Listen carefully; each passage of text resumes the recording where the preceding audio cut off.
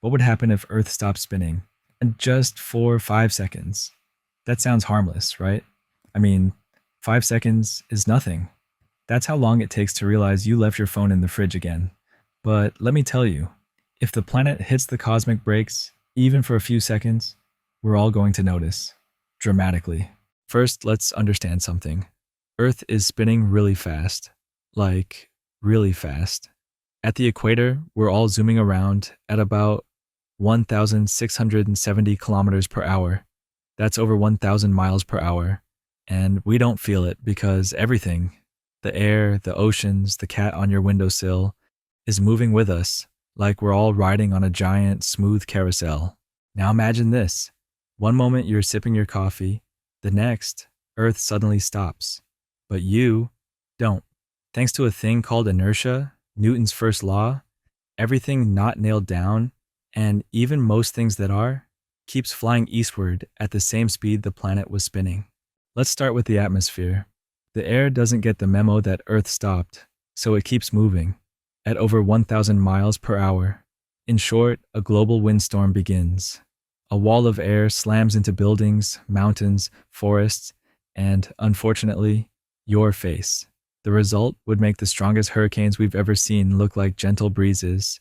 Trees would rip from the ground, oceans would boil with wind-driven waves, and anything lighter than a truck would probably be airborne. Speaking of oceans, they're also still moving. Picture a planet-wide tsunami, only instead of water coming from the sea, it's coming from all sides, at once. The sudden stop would cause massive sloshing of ocean water toward the east, flattening coastlines and cities in its path. Low-lying countries? Gone. Coastal towns? Drowned. Even inland areas wouldn't be safe, thanks to rivers and lakes turning into eastward-moving water missiles. Now let's talk about the ground beneath your feet. Earth's crust is floating on a layer of molten rock. When the spin stops, the crust doesn't stop instantly. It jerks, twists, and grinds.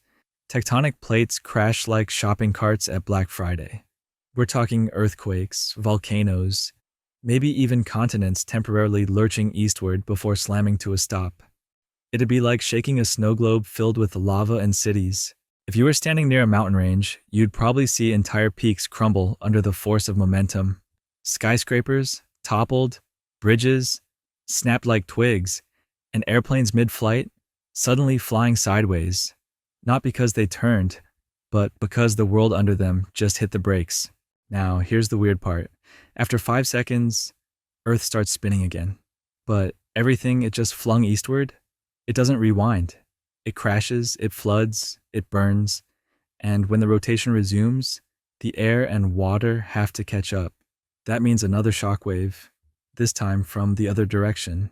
So now you're getting hit by a return punch of atmospheric and oceanic chaos. The good news? If you're deep underground in a reinforced bunker with food, water, and a small library of calming books about how the universe doesn't hate you, you might survive. But for the other 99.9999% of us, not so lucky. Let's not even talk about satellites, GPS, power grids, or what happens to Earth's magnetic field when you slam the core into a momentary standstill. Spoiler: chaos. Birds would fly in circles. Whales would get lost. Your compass might spin like a fidget toy. So, could the Earth actually stop spinning for 5 seconds? No, not unless some enormous cosmic force applies a braking mechanism bigger than anything we can comprehend. And if something could stop Earth that fast, our 5 seconds of standing still would be the least of our problems.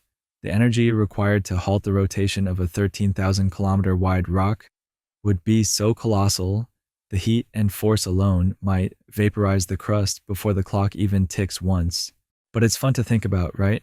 The next time you complain about how boring Earth is, remember, our planet is a perfectly balanced spinning miracle, hurling through space while holding everything together with the grace of a ballerina and the momentum of a freight train. Let's not mess with that.